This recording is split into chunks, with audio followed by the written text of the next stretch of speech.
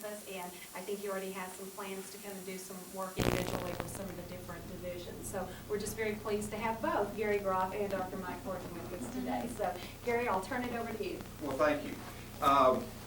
Since we're running late, I won't give you the usual dialogue of 12 or 15 minutes that I had planned, and instead just tell you how exciting it is going to have Dr. Horton with us here today. He has led projects and worked with many workshops with corporations, colleges, and churches all across the United States. And his specialty is professional development, team building, managing change, change management, those types of things.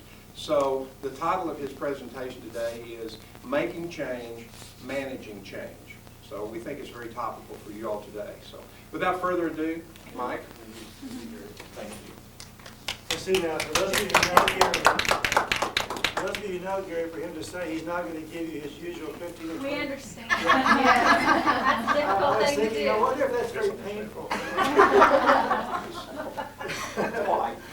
Exactly. Well, Gary and I have, and I'll tell you some more about our business relationship in a moment, but what I'd like to do is jump right into our morning and make sure that your time is well spent and give us plenty of time for interaction as we go along. I remember a phrase from an old book called Green Pastures, in which there's this phrase, everything nailed down is coming loose. Okay, and I thought that's kind of what I hear folks saying in business life and organizational life and just in life in general out there these days. And so I want to kind of use that as our umbrella phrase and paradigm this morning to talk about some things together with respect to all that. Because as you well know, change is the norm. Okay, it is the new paradigm. It is the constant. There's kind of an irony in the wording of that. To think of something that's on one hand is the moving thing, but to think of it as a constant. And I would like to talk about it in that framework today, because in our personal life and work life and everything else, that seems to be the deal. And then what follows from that, of course, is all the feelings and stresses and strains that come with it, and how do we deal with that, and how do we manage that. We were planning, of course, in addition to have my wife Nancy, who's my partner in all this, to come with me, because her specialty is on managing that side of it. How do you deal with the stress and, at work, and the feelings and the emotions and that sort of thing. And when I get to the end today, I do want to make a quick comment about this thing that we call the new skill of the workplace, called emotional skills. Emotional skills, and I'll say a little bit more about that when we get there. But I just wanted to look around the room here, and I can tell just by the veteran-looking room that everybody in this room is acquainted with this issue. Okay, I can see the glazed looks in some eyes. Others of you have a little bit more of a fatigue. And then I'm sure somebody will walk in the room who just don't, give us that kind of look. He's going to pull something out of his trench coat. So it looks like he's going to do. Yeah, there's a wearing effect on all that. And I'd like to talk about some ways that we can to speak to the issue and become somewhat more adept in terms of thinking of ourselves as good managers of change, and it's a skill to us. When I think of this, I think of two kinds of change, and help me here a little bit. One is responsive change, and the other would be generative change. Responsive change to me is what I do in response to change stuff that's coming at me. I have to deal with it, okay? And it's some kind of behavior that's adjustment, it's adapting, it's accommodating, it's something that's in my life that I have to deal with, okay? And as we think about that in terms of our own life and how we do that, probably the most interesting little book that's been written about that subject is a little book called Who Moved My Cheese? Okay, so if you haven't read that, you probably would find it a fun kind of read, but it's written in the context of mouse life and the little mice who who try to manage the issue of somebody moving their cheese around and their constant need for cheese, but yet it keeps moving around on them, and the frustrations and irritations that go with that, and the wisdom of dealing with it. When we think of both responsive change and generative change, the research on that would probably be the author, his name is Peter I don't know, C-A or whatever, it's S-E-N-G-E, multi-gazillion billionaire, who wrote The Fifth Discipline and all the things that came after that. And he talked about responsive and generative change. So in my talking about responsive change, for this part of it though, which is probably the most frustrating and irritating, probably the things that we have to deal with. Okay, we have to deal with. Now, there are some things that are responsive that I have enjoyed dealing with, okay? I will date myself a little bit and tell you that I have enjoyed the change of not having to hang the clothes on the line, especially on days like today, okay? I have enjoyed the clothes dryer, okay? I have enjoyed being able to use the microwave.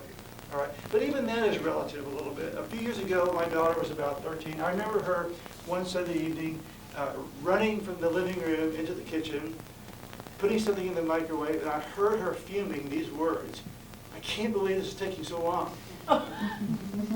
Okay, so I'm thinking, all right, well, this is a little bit of a relative issue here, and you know, I was thinking, hey, we were glad when they got pot pies down to 30 minutes in the oven. So those are good metaphors for me in terms of the rapidity of change, the intensity of change, and then what it means to successive generations as they come along and their expectations.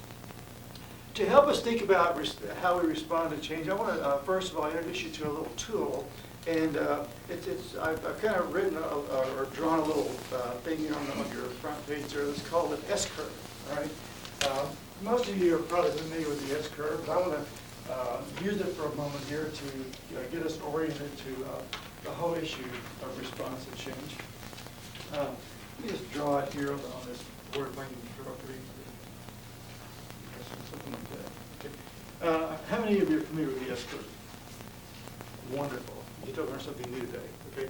The S-curve is an organizational development tool that basically talks about how organizations grow and maintain themselves. So this would just represent an upward trend of growth, and then something happens up here.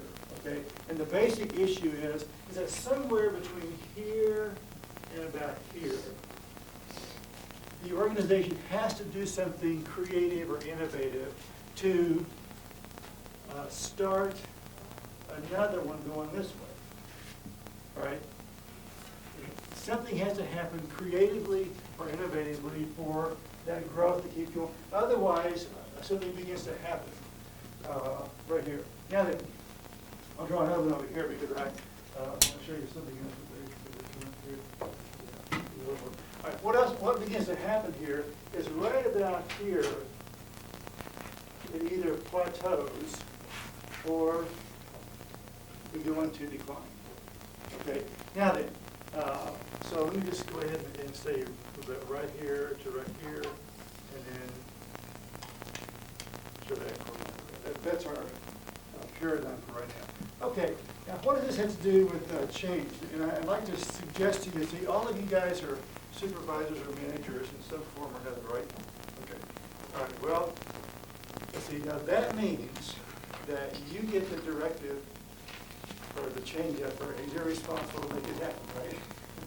Okay, so you're the people who are at the point of leverage. All right, and that's always where the stress is felt at its most intense level. All right, so bless your hearts. Okay, bless your hearts. I affirm you and encourage you in your efforts. But let's talk about that now. As we go back to this task, here is a thing of what I would call initiating or generating the innovation. And down here is the part about stabilizing, okay? And those two are always together. They're always together, and that's a part of what management does. It's a part of what supervisors do in there, because this part right here, when it innovates and goes up, needs and does best if it's done out of a context of stability, as opposed to a context of craziness and chaos. It doesn't mean you can't do it, but it does best in that sense. So this is where I think it sets up a particular challenge for managers of all different kinds of organizations, and that is this.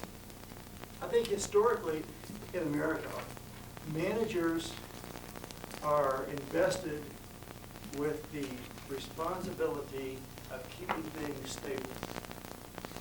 Your job is to keep things under control, to keep things as sane as possible, to keep things running smoothly, and to keep things going efficiently. Okay? And so we can kind of hear that, and we understand that, and we know that that's what the job of management is all about. Then what happens is that when the change stuff comes in here, well, it irritates efficiency. Okay, when I talk with teams and in management and in the various industries that I work with, the lights kind of come on when we talk about the fact that they are doing a very good job at efficiency, but new ideas come along and irritate that. Naturally, it's inevitable that new ideas would irritate efficiency, because we have to, if it's a good idea and we want to implement it, then it means we have to change something, okay? And if I say to you, gosh, we probably ought to change this, you might hear that as, well, don't you think we've been doing a good job already? All right, you can see how that would work, and those would be natural, inevitable things. What is wrong with this, the way we're doing it? Why? I mean, you come and tell me initially, well, nothing's actually wrong. It's just that we're going to do something better. Okay, and there's the irritations in there. So all of us work hard to get things under control, to establish a stability, to get efficiency going, et cetera. So we work hard to do that, and then things happen, we have to change it, we have to do something with it. And it creates, over time, especially in rapid change, big change, it creates feelings of hopelessness, and the inevitable postmodern word, oh, whatever. Okay, isn't that the word? Whatever, okay? 10 years ago, it was been there and done that, okay? Now it's whatever. All right. Well, I want to encourage you not to get to the point of whatever. Okay. I want to encourage leadership to say, can we do this in a way that people in their spirit don't get to that level of whatever? Now then, I want you to take just a second and talk to the people around you, 2 or 3, and say, how close are we around here to whatever? Okay, turn to somebody else, and in terms of the way you manage change, make change, and the feelings that come with that, how close are we to whatever? Closer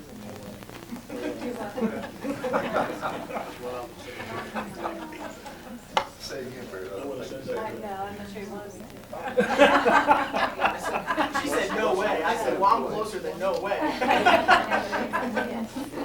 may not be far down the spectrum, but I'm closer than no way. Sorry about that. Close to it, you're still on the other side of it, right? Okay. I'm still right, but it's Well, I'm getting close. yeah. Let's look at the model again. I want to suggest to you that we're as managers, we're called to do these things. So that is our job. We're called to keep things running smoothly and efficiently. So in every organization, there is this movement that gets out here, and the drive for running things smoothly is there. So right in here is where we begin to do these kind of things. Here is where we standardize things. We formalize things. We institutionalize things. And in some cases, we sacredize things. Okay, all under the title, this is the way we do things around here. And then that becomes the culture. That becomes the culture. And that culture becomes very adept at protecting itself against new ideas, against change, against all those kind of things, because we built, the culture has its own formidable fortresses around it, and that's where we are. And in some ways, managers, by their stock and trade, are the protectors.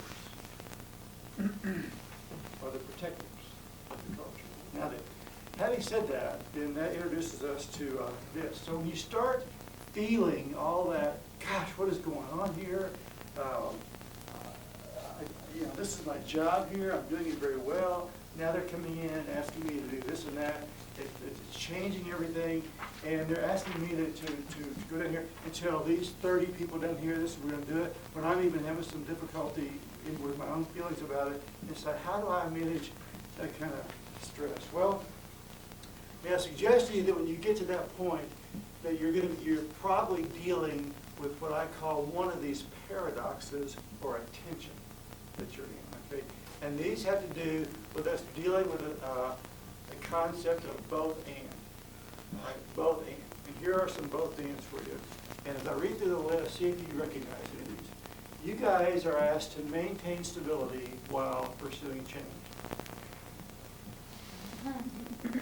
It's okay to either say, yeah, amen, or do something with that, okay? You are responsible to stay focused while seeing the big picture. Are you not? You're supposed to take care of the details while generating new ideas. What?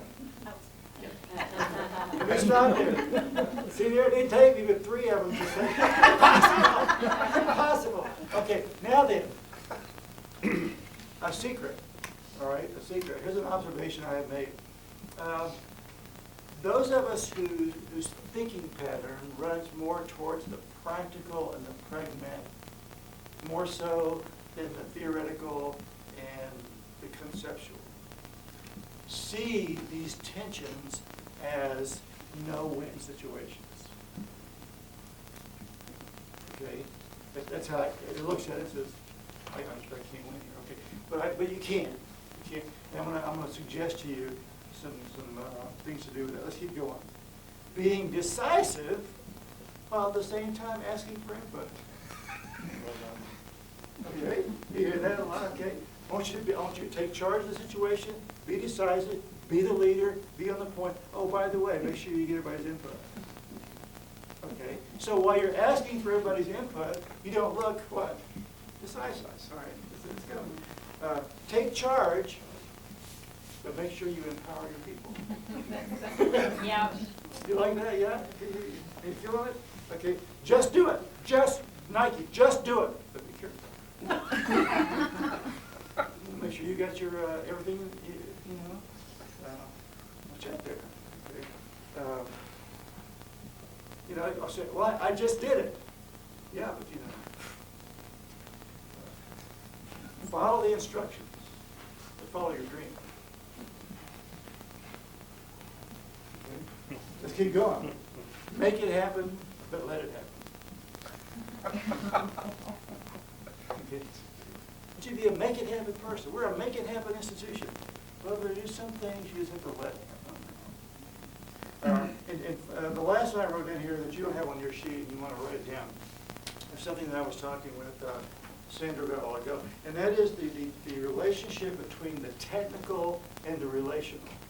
All right? Now, I handed to you another sheet that says competencies to build a career upon. All right? And I would say that those competencies are pretty depictive of the resource that's on the market today that says if you want to stay in a situation for a long time and have a nice history of promotion and all that, then these are the competencies that you must learn. Now, the reason I give those to you is these, because in your situation here, most of the students that are here are doing something that is going to be a technically oriented vocation, okay? Most of the companies that I work with are technical oriented, something that they're technical, engineering, pragmatic, what makes sense, computer kind of folks, okay? They asked me to come in and do this. They say, well, we want to move towards being more of a team-based culture, a team-based organization. And so what that means is that this person over here is a top-notch machinist that's used to clocking in at 7, getting on the machine at 7:30, following the instructions, and going home at 4:30. And if we didn't ask him to, he probably wouldn't talk to anybody all day, because he's so happy right there. All right. So now they come in and say, no. We can be much more productive if you get together with these guys and talk about what you've learned. And if you get together with these guys and teach them something. Or if you get together with over here and say, how can we improve the process? Well, now what they do now is talk to each other. Okay? And they'll say to me, why do you think I became a machinist in the first place? Because I'm uncomfortable with that side. I don't have those skills, etc. And now then the company is saying, no. We want you to do this. And there is weeping and wailing and gnashing of teeth everywhere from the folks who are very skilled technically and have a hard time moving over to that side. Well, what I see going on out there is that these folks are hired because of their technical skills. Okay? But they are promoted based on these skills that you see here. Okay? The ones who become supervisors and managers. Okay? And that's another irony in our culture, isn't it? Oh, Sandra, you're such a great machinist. You have the highest production in the plant, blah, blah, blah. Guess what we're going to do? We're going to put you in charge of people. Okay? We are going to mess up your life really big time. Okay? And for some, it does. It does. And so, so there's a tension there between the technical and the relational skills. And my work is to go in and help those folks make the transition. And find their relational side of them, because we need them to be competent. Now, if you watch, another thing that's happening in larger corporate America, the higher-ups that get fired are almost always fired because they can't do one or all of those. Okay? They can't do one or all of them. Something is wrong there, and they just can't empower people. They just can't understand how I can have more power if I give it away. That's the both and. Okay? See the sentence of that? These are situations you have to learn to deal with the both and. Okay? My technical brain wants to think either or. Either this way or that way. All right? In a world of complexity, we can help students enormously by saying in a complex world, you have to learn to think both and. You have to see that stability and change are not contradictory to each other. They are not opposite. They are in an interactive relationship with each other. One needs the other. Okay? So right here, this innovative change is much more productive when it's in a relationship with stability, et cetera, and how that goes. Okay. So the question that I would ask students is this: what if you were in an organization that said our goal, our intention, our future is in stability? We're not interested in change. What would happen to the organization?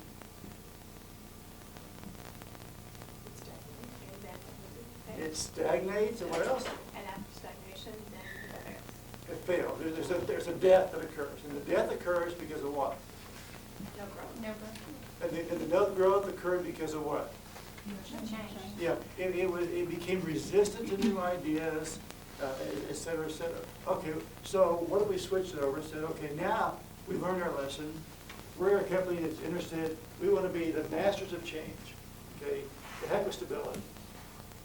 We're going for change. And what would happen if we invested in rapid fire, daily, everyday change with no stability interest at all? Ambiguity, little confusion.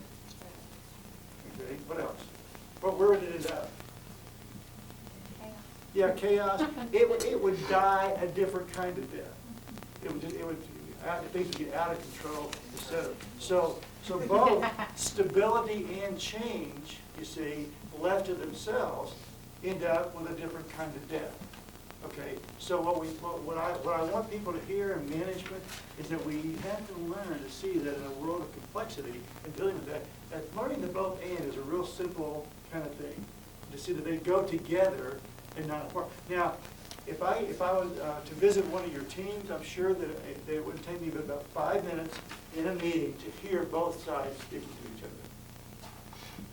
Okay, change says, there's the opportunity, let's go for it. Stability says, I think we ought to just study this a little longer, research it a little bit more, get a few more details. You hear what I'm talking about? Okay, and they start talking to each other in a way that's competitive. Okay, because one says you're holding us back, the other one says you're too dangerous. Okay, and that's the way that works. So how can we begin to see this in its dialogue and hear it in our meetings and then begin the management? I'm going to suggest to you that this kind of work is like being asked to change a tire on your car, but you can't stop the car. You have to keep going. Okay. If you grab that metaphor and that paradigm, that works for me. Okay. I had to change the tire, but you can't stop the car. All right. So it works that way. So hey, this leads us to talk about two tasks of today's managers and leaders. One task is this, that your job is not so much to protect the norm, but to keep the norm moving. All right, so if you can see that normal curve, all right, and what would educators do with our curve, you know? Okay, you see the curve.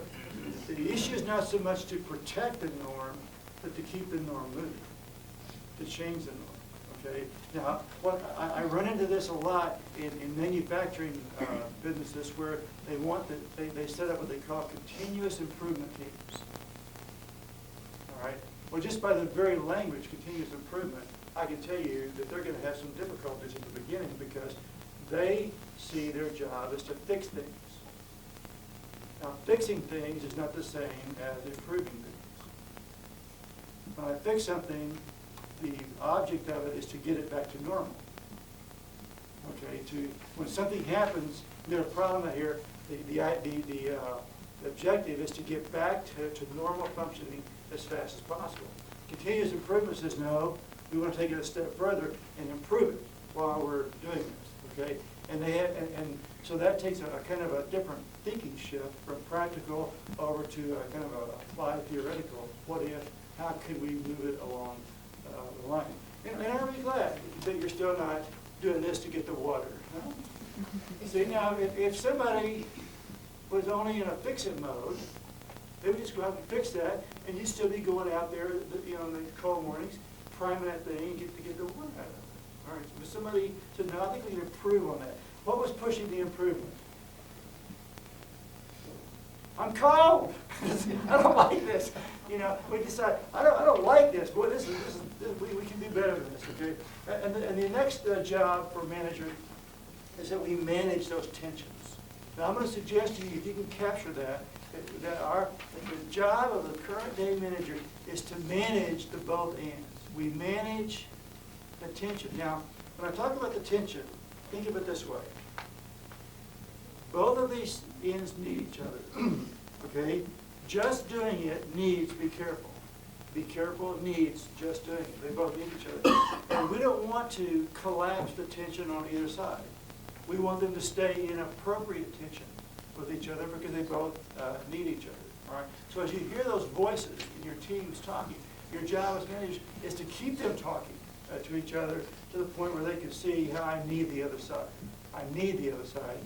Okay, to be, and here's the paradox. For me to be as good as I can be and be as productive as I can be as an independent entrepreneur, I must have the support of key people. Okay? My software is to work independently and to be out there. But I know that I cannot do that unless I have the support of key people. Okay? They have to support me, and the more of their support that I have, the further out I can go. Now, if I said I am independent, I don't need any support, I can tell you I would crash land, not too far out there. So at a certain point in time, I only have so much resources, so much time, I would crash or come to a place where I could not go any further. I have to have the support of key other people. So those are things that we learn along the way, things that you can apply to your own life, things you can teach students as well. Like right now, as I extend out further, one of my jobs is to put together my whole website. So my support team is here. Gary's here, and Mike Pearson's here. Now, in the process of this, Mike has learned that some interesting things about change, because we're in a coffee shop the other day, my other office, and he exclaimed to Gary and I this, what was it, Mike?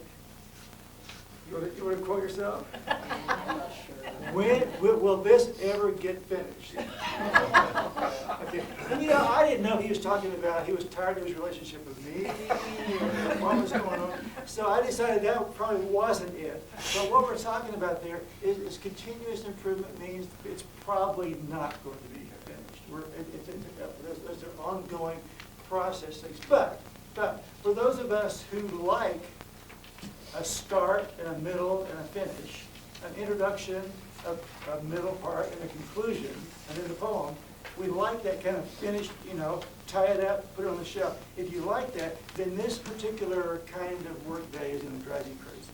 Okay, you've got to begin to see the paradigm of that open-ended kind of look, and the word we redefine the word finish. I want to pause for a moment and just see if that prompts any comments or questions or observations from your experience.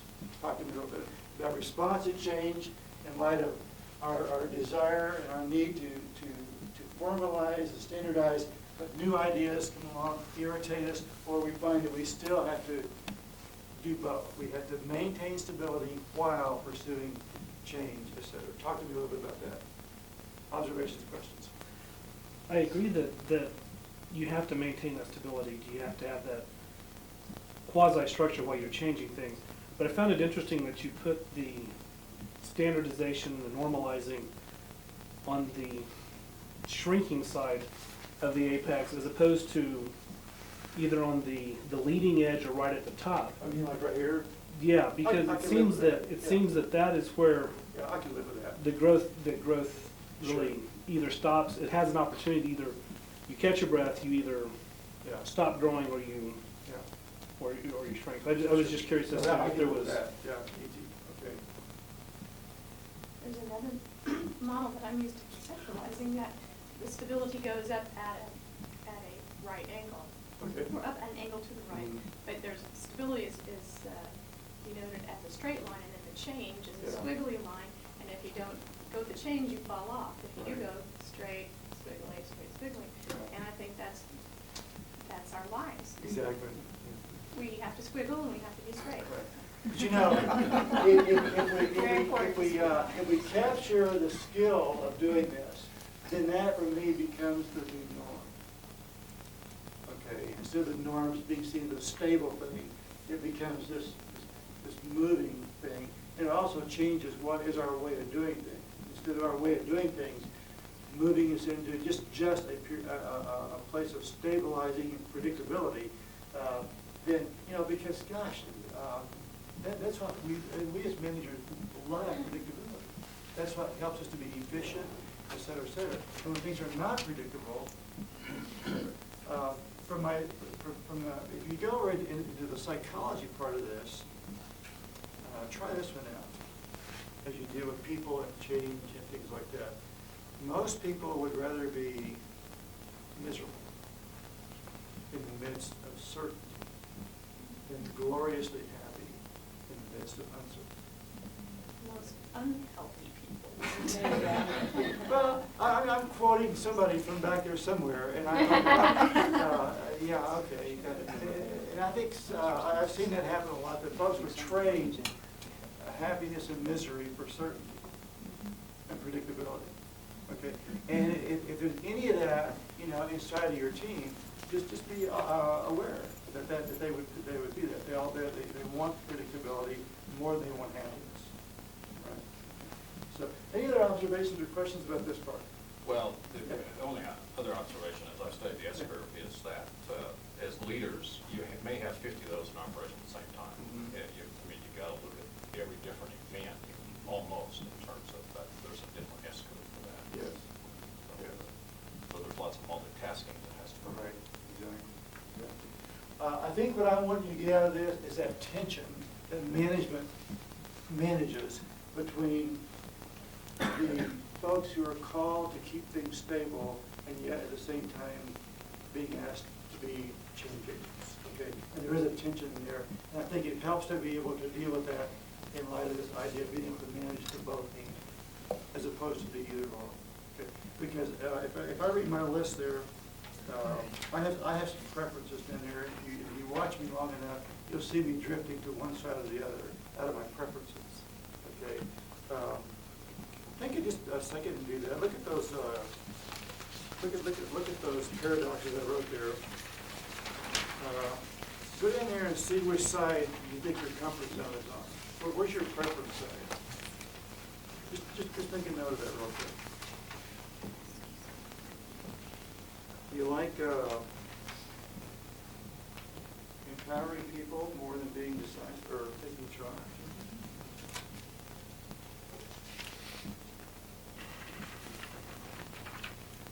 You like to let things happen, opposed to grab it and make it?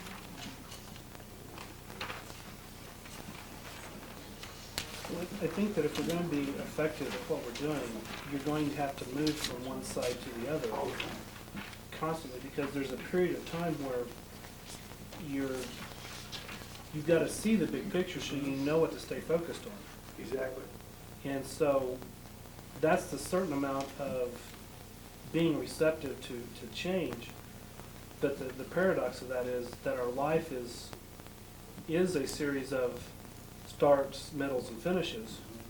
You know, we go through life in a series of sections that are starts and finishes. And so that creates the tension sometimes. We see we're having to deal with no start or with no finish, Right. but yet our life is a series of starts and finishes. And so that's why I think it's difficult to pick one side or the other. Even you have natural tendencies, sure, but you're being asked. There's a period of time where we can follow our dream, but then there reaches the point where Dr. Klobanish, since he's ultimately responsible, he's going to be on the desk, and we're going to have to follow instructions. Exactly. So there's that. You have to be able to make that shift and That's a change. great point. A picture like an infinity symbol like this. Okay, and you're going back and forth. Okay. Now the key for me on that in terms of development is timing. Just timing, because I've worked with enough leaders and I know my own journey well enough to know that I will, or others will take the side and enjoy the side of being decisive and making the decisions for others too long. And then all of a sudden they get in trouble. And what's the trouble? Well, he doesn't include us in the decision-making process. We feel left out, et cetera, so then we're in trouble. I come back over here. The timing issue is, can you move back and forth, you know, what for reasons other than you're in trouble? All right. You see what I'm talking about? I'm over here on the maintain stability side, and it's really time to create some change or do something innovative. But I get pretty good performance reviews for keeping things stable. Okay, and then all of a sudden things begin to happen that should have been happening, and then I come over here and do this, but only because I'm being pushed by bad news rather than what I could have done. let me put it in more very practical ways. If I'm in a room, in a team room, and we're there to put things on the table, and it's expected that I bring my stuff. Okay, now but I was in a workshop last week where they taught me all these listening skills. Okay, and I learned that listening is a good thing. Okay, so I'm in the meeting, and I decide, well, today I'm just going to listen, because listening is a good thing, and good things happen for me when I listen, because people think I'm interested and things of that nature. Okay, but there was a time in the meeting when I should have spoken up. People expected me to speak up, but I didn't. Okay, now then they think I'm not interested. All right, so it's a timing thing. I can run it the other way. I went to an assertive class last week. Okay, and they taught me to speak up. Okay, and I feel stronger and more confident about speaking up. So now in the meeting, and boy, I am putting it on the table. Okay, and I'm asserting myself, and I'm doing that because I want you to know I'm involved, I'm invested, I'm here for you, and I'm willing to lay something on the line. And then I start hearing, mine just didn't know when to shut up. Okay, it's a timing issue. Do I know when it's time to move back to the other side? And I think it's a growth issue for leadership, and it would be a competency. Okay, it would be a competency in that sense. Let's move quickly to generative. All right, generative is fairly self-explanatory, because now we've shifted from the kind of changes that we make to outside things to the kind of changes I want to generate. Okay, so while I appreciate who moved my cheese, I prefer I'll move my own cheese. Thank you. Okay. In terms of my own software and my own personality, I like that better. Okay. But let's. If we only live out our life and our work life in light of responsive change, all of a sudden I begin to feel like I'm living inside of a pinball machine. Ping over there, and knocked over there, and I don't feel like I have much control over that. And I'd like to begin to go to the other side of this, from responsive to generative, to say, okay, I think I'd like to play this game a little bit differently and begin to initiate some things on my own. And I believe that the companies these days who learn how to do that are the ones that win. Okay? There are some companies that wake up every morning and go, oh my gosh, I wonder what the competition is going to throw at us today. And the competition has thrown something at them, and they live out their lives adjusting to that, trying to catch up, trying to copy all those kind of things. Okay? It's much more fun to be the folks who drive the industry. In my opinion, okay? It's much more fun to be out there driving the industry. I want folks waking up every morning saying, gee, I wonder what Horton's going to do today. I wonder what he's teaching those guys over there. I wonder what we need to be aware of. Okay? That's kind of why I gave my company the name, the Advent Edge, ADANTEDGE. Okay? I like to think of our good companies we're helping them have an edge in their marketplace. So it has to do with your belief and being able to shape your future and be directional with what you do. And there's a sense of confidence in there, a sense of our own healthy self-esteem, that we can be the ones who initiate the changes. We're going to drive the industry. And when our workforce gets to the place where it understands that that is our company identity, watch out. Watch out, because it's a whole different issue to manage those kind of people than it is the ones who are just showing up every day saying, okay, tell me what to do. Oh, whatever. It's a whole different kind of folks to manage, as you well know. Now, in doing that, we introduced two other words to our learning today, and that is the words of perceptions and variables. All right? These are two more things that, as we look at management in a kind of a fluid way, that you guys manage and take care of every day, even though you're not aware of it. What is a perception? Let's get a little definition thing on here. A perception is what? The meaning of this, the meaning applied to stimuli or not. Okay. What else? What's a perception? The way someone sees something based upon their past experiences, their Yeah, social okay. experiences. We all have our little lenses and our filters that we look through. and we look through those and we see a situation, and our perception is what we call it, okay? It's my interpretation of whatever this is here. Your team members come in every morning with their own perceptions of things. Do they not? Do they not? Okay.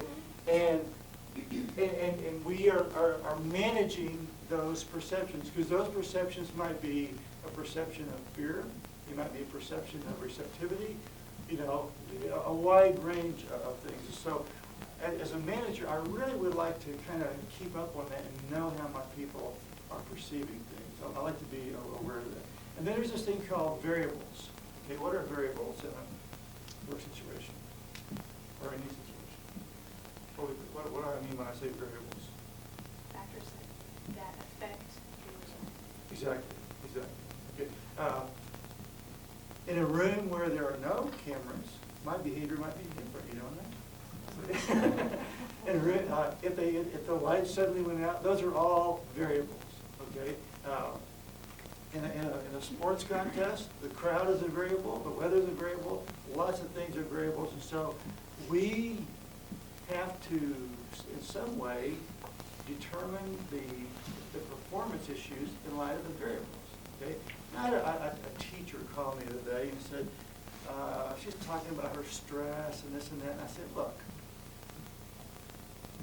it's one thing to say, I'm gonna jump 7 feet today. Okay, it's one thing to say that. It's another thing to say, I'm gonna jump 7 feet knowing that the track is muddy. Knowing that the track is muddy. So if you jump 7 feet off of a muddy track, I'm saying that that's a better jump than if you jumped it off the dry track. All right, so keep in mind what you're dealing with as you go along here. And I like to have teams keep track of the variables that they're dealing with. Keep track of the variables, okay? Because we forget them. In America, you know, we just say, suck it up and go on, okay? Deal with it like it is, deal with the hand you got, and move on, okay? But we move on, we kind of forget over here, and teams need to develop a little bit of history of what they managed or dealt with back here to get to where they are. It feeds their sense of competence, and it feeds their sense of we can do things together when they are able to remember that. Now, the tool that I like to have people use for that is this little tool called the force field analysis. And you're probably familiar with that, which emerged from the work of Kurt Lund from many, many years ago. But I think it's one of those both ands again. It's very simple, but extremely profound, okay? Extremely profound. And this is what I see happening, okay? Teams will come to work in the plants. And I ask them, okay, when you get there, you huddle up and you say, okay, this is what we're being expected to do today. And I ask them to create, in their team right there, what is their force field analysis? So what I get from them is their perceptions. These are the things that we think are going to help us get our job done. These are the things that we think are working against us, all right? Inevitably, it never fails that some of the things that they think are working against them are not. They are imagined, maybe rightfully imagined based on their experience, but they are imagined. So in just a matter of a few minutes, a supervisor can look at that, check things out, and say, this one are imagined. They're not going to work against you. So don't be out there trying to get your job done, thinking that you're working against this when you're really not. As a matter of fact, it's actually working for you. Okay? And they can move it over here. And so they do the force field analysis to make sure they understand what the perceptions are. And then I want to know, are you as the manager aware of the variables you're working with? Are you aware of all the variables that are out there? And I think it's extremely important, especially for folks who are leading teams and supervising units, to kind of have a running awareness, a going on awareness of what the variables are that we're dealing with, okay? Because some of those variables may be unpredictable, some of them may be expected, whatever, but to keep that in mind as you go along, and to be able to make sure that when you report the performance of the team, you can say the performance was done with and or against these variables. Okay, but I think it more rightfully and correctly reports the nature of that particular performance. So I would encourage you very much to use the force field analysis, and you can get off the internet or whatever, and there's some interesting ways that people use it from time to time, but it's a very simple tool, and it gets your people thinking together, okay? And I think it's, from my experience, it's extremely helpful for folks to sit down together and say, well, this is my perception of this, okay? Gary, what do you think? What do you think are some of the things that are working against us? And he says that. And now, if I listen to Gary as a supervisor for just it won't take very many meetings at all, and he is telling me what he thinks worked against us, okay, after a while, I'm going to kind of know what's in his software. I'm going to be able to guide him better, direct his work a little bit better, and evaluate him, and maybe even help him with some things where I'm saying, well, gee, Gary, I've noticed that over the last 3 meetings, you keep saying this is working against us. Nobody else in the room perceives that way. Okay, tell us some more about how you perceive it that way. Well, I found out sometimes Gary is right, and we're all wrong. He's got something going on there with his antenna that tells him that it really is working against us, and we don't know it. But usually, so I found it's a wonderful way for us to free each other up a little bit, okay? Because you can just see how, if you heard that over and over again, all of a sudden it gives me a little bit of insight as to what's going on in here.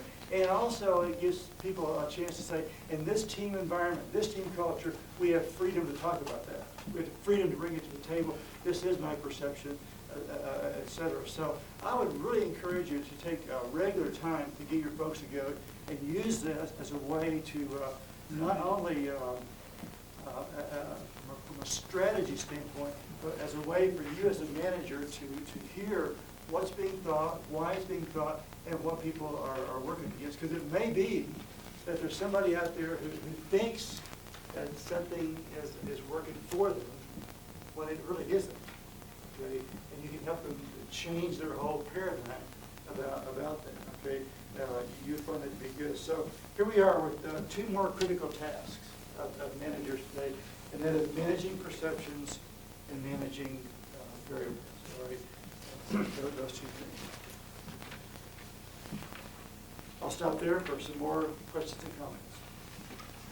What is your experience like in terms of managing perceptions and variables? What might be even more fun is if you take just about a 3-minute exercise and think of something that you're working on in your group right now and do a quick force field analysis with it. Okay? Think of something that you're working on right now. That goes in the middle. Say, okay, what are the things that are working for us? What do I see as some of the resisting forces? Resisting forces. Okay, just take a moment and write those down.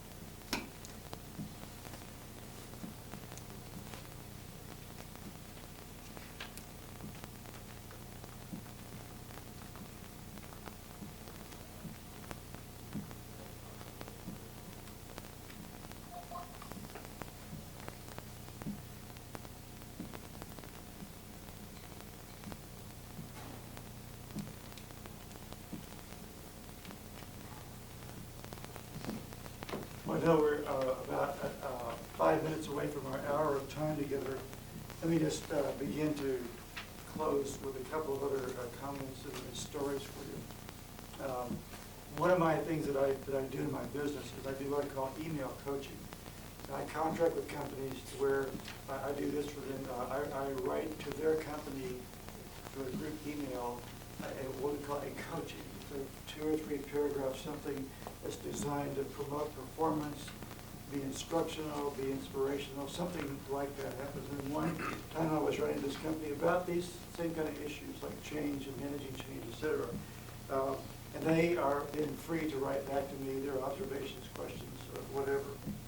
Just when I have things figured out, as one person says, just when I get in a groove, just when I've hit my stride, just when I think I've got things under control the way they want it,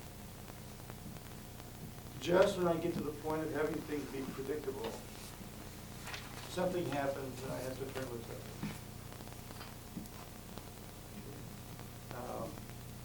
I have to learn something else. I have to learn another new way. I have to make significant adjustments. This is often maddening and it drives me crazy. And I wrote back and I said, well, it does so because of your desire to do well. It does so because of your desire to do well. You've learned well how to jump over 7 feet.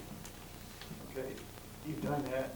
And now that something happened, you got to learn to jump a different way or higher or whatever. And inside of that are the human feelings that go with the idea, the whole issue of change that's driven by continuous improvement. And so the challenge there is for us as managers and leaders to be aware of how it affects us on the one hand and how it affects our people on the other. Of all the things that drive motivation in the workplace, of all the things that keep morale high or sustained, of all the things that keep people wanting to perform at their highest level, of all the things that determine when a person wakes up in the morning, gee, I can't wait to get in there. I want to go to that job versus the other way. Of all the things that there's one thing in my experience, and I believe the research bears this out, that rises to the stack of all that. The one variable is, and that is the quality of relationship they have with their supervisor. Not the president, okay? The person that I report to and who does my performance evaluation, the quality of that relationship is the one thing that determines and influences my motivation the most, my drive the most, my desire to be there, my desire to do well, and the overall morale of the group. So as we talk about and think about change, I can tell you from my experience today in several different companies, began to work on that issue. Okay? Now, not in the sense that I'm responsible for it, but in the sense of it's a strategic issue, and the better the relationship I have with each of my reports, the more it affects the overall morale of the school and this place that we work here. So I think I'll leave you with that thought, and thank you for coming today. I appreciate it very much. If you are into doing any more reading in the academic sense, you want to make sure that you get this current issue of Harvard Business Review. A couple of, this is the one on a history of the best articles on motivation in the workplace. Very interesting. There's an interesting article here called Building a Company of Citizens. All right. I do a lot of work with companies on building performance through principles of citizenship. And very interesting here, what's wrong with executive pay? And then in Training and Development magazine, starting last month's issue and this one, there's a whole big series on success with change and the whole issue of change in the workplace. Very current, up-to-date kind of stuff. So you might find those two pieces interesting as well. Okay, Gary, I am finished for today. If we have any more time, I'm open for more dialogue and interaction or whatever the group wants to do. Folks who are saying, Gwen, finally got this over so I can get to work, you're free to go. But no, I'm seriously, I'm here to dialogue with different folks. Well, Sandra, why don't we do this? Why don't we just have like an informal exit. If you have any questions you'd like to talk about, or just anything at all, just take advantage of Mike right now. This is a good opportunity to continue to grow in your teaming. Best So- of luck to you, John. I think my email address is on one Yes, it of the is. papers and all that, so I'm open to hearing from you from time to time, and I hope you'll do that. So, great. Give one more round of applause. Thank you so much. Those of you that need to leave, go ahead and feel free to. If some of you want to stay and ask questions, Mike's available till about 11:30, I think. Yeah, so, On your force field analysis, Yes. could you explain the quantitative results at the bottom, the scores? What do they Oh, do? yeah, you rank order the scores, okay? So the team would go back, once you've listed the things we see working for us and the ones we think working against us, the team might go back in there and say, how significant do we as a group perceive that? All right? Which is another level of perception, Right. okay, which is extremely valuable to you as you go along there, because the group might say, well, we see it working against us, but most of us don't see it as being a significant thing or whatever. So it's just a kind of a rank ordering of importance. So would, in this case, in this example, you have the forces for change is a score of 10. The other example, forces against change is 11. What's the significance of that? Let's see. And in your, do you use this where you had a maximum rating of 4 for the forces? Is that how you- I think that's the way this one's set up, yeah. I just, I grabbed this one off of the page and scanned it on there real quick, and I haven't looked at it in detail, but I see that there's sums, okay? Right. Okay, and so I would assume that the higher number represents more significance on that. And you Does can that do that. suggest that you don't go ahead and do a plan though? If the forces against are working, I think it's a rating, not a ranking. And Yeah. then You the rate each one of those, like, Right, four. But right, it's no, still I understand adding that, so up. you add up, you Use- have a Yeah. score. usefulness is to look at the forces against change that are highest. Yeah. See which ones that we can diminish, we can reduce, and then make our change Yeah, successful. you may not, it Right may now be it's a not case successful. where, yeah, you could use it, in some situations might be you say, well, this is a no-go right now. In other situations, you may not have a choice, you may say, well, we have to push it on, but we need to be aware of this, okay? We need to be aware of it and then work it into our strategy as we go along. So maybe one way of looking at it is if your forces for change are significantly above Yes. the forces against change, the amount of change management that you're going to have to do, managing perceptions and variables, is Yeah. going to be minimal. But if the score is higher Yeah. on against change, then maybe you're looking at having to affect the change and control those variables Yes. much tighter than you would have otherwise. Exactly.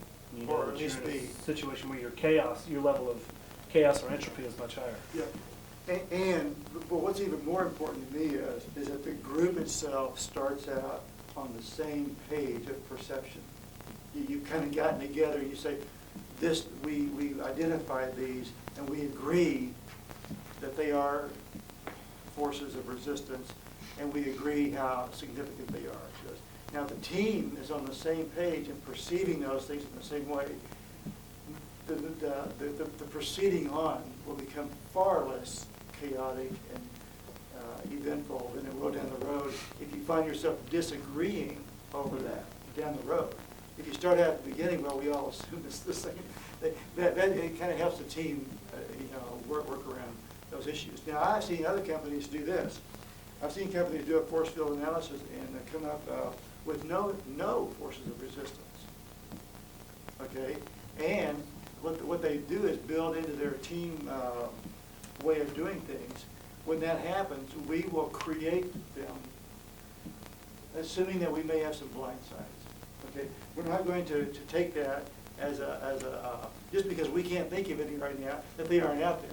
Right. Okay, so they go through a kind of an artificial hypothetical and create hypothetical resistances and kind of work through that together. Or they say, let's just go ahead and take the opposite side. Let's just force ourselves to the opposite side and say and do it that way. So we should be careful about unanimity on these as well. Okay.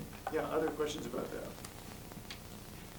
What I discovered here using this now, to be honest with you, I've seen this used at the vice president level, and some plans that I've seen it used at the, down with guys who are running the machines, okay, both ways. Guys who've, some of them are out of high school, some not, and multicultural groups. I've seen them use this. And the reason they like it so much is because if left to their own way of doing things, they would probably never talk to each other. Okay, so it gives them a way to begin to talk to each other. The supervisor has come in and said, this is our day's work. Okay, this is what the plan expects us to get done today. And they begin to talk about, well, what do you think is working against you? And the supervisors are always, always surprised at what people think is working against them. It's not. Okay, and what it does is short circuits the kind of stuff that happens in every organizational culture with rumors and things like that. Because see, they're not asking here, what do you think the latest rumor is? They're saying, what do you think working against us? But it comes out as a rumor. You know, it emerges as that kind of material. But it's really a communications tool. Yeah. And the supervisors just become extremely alert to what the thinking patterns and that are in their groups. And even if you could say one thing is not a resistant that you think is, you're way along the line already. Okay. It can also be an eye tool for the supervisor to find actually there might be some resistance that they weren't aware of. Or I have found out that supervisors are seen as the resistant force. You know, when this thing, they say, well, I don't see how that could be, you know. Well, but you said last week, blah blah blah, and all of a sudden they begin to do that. So under the category of managing perceptions and managing variables, this is the tool, okay?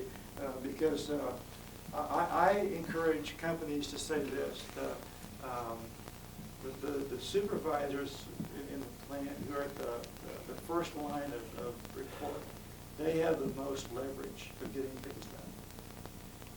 Because I'm thinking of a manufacturing plant right now that there's 560 people in the plant, but 480 people report directly to 16 supervisors.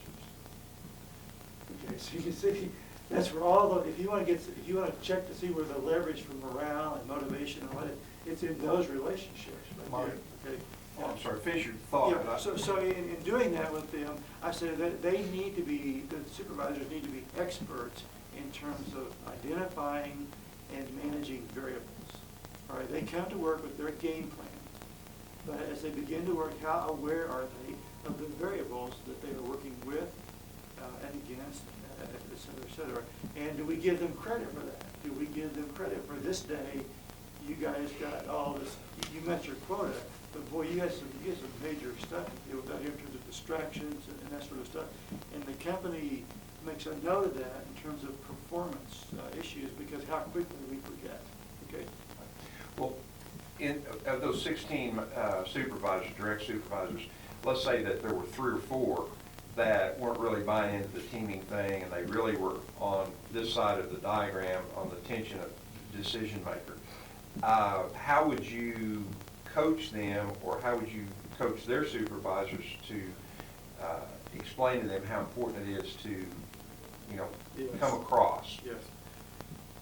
The companies that want to operate out of a team-based philosophy have to do the first thing first, and they have to include in a person's performance evaluation behaviors that are indicative of teamwork.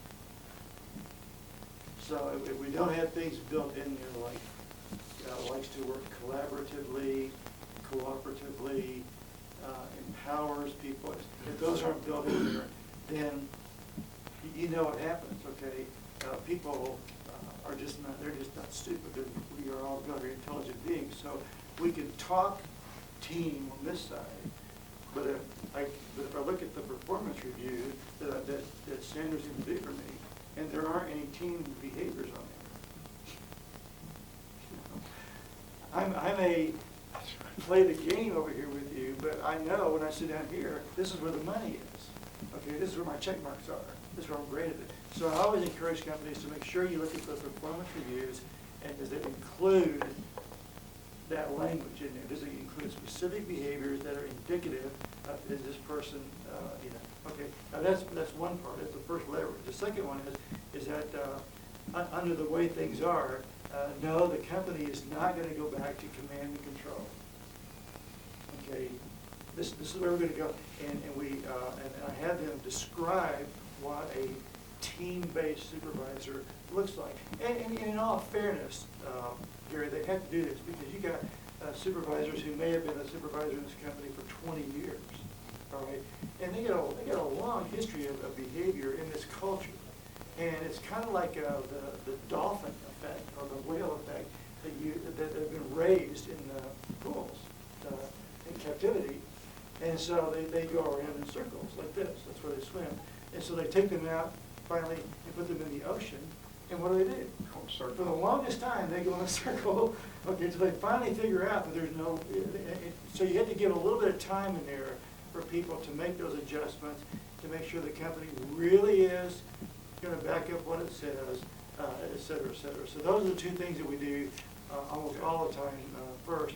And then we begin to point out the benefits too, okay? That your crew will be more productive if this happens. And you change the paradigm.